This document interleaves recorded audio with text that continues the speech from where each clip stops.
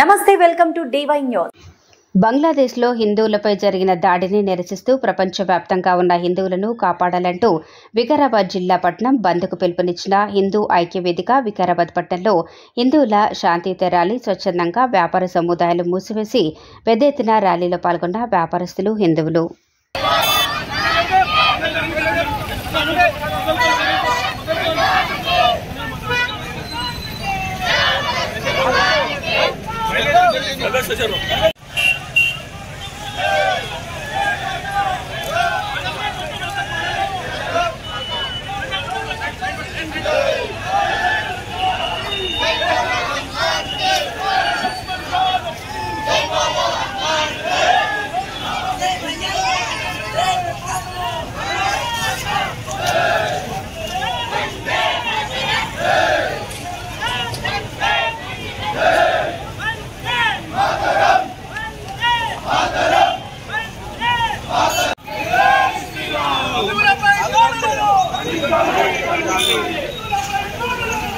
Hare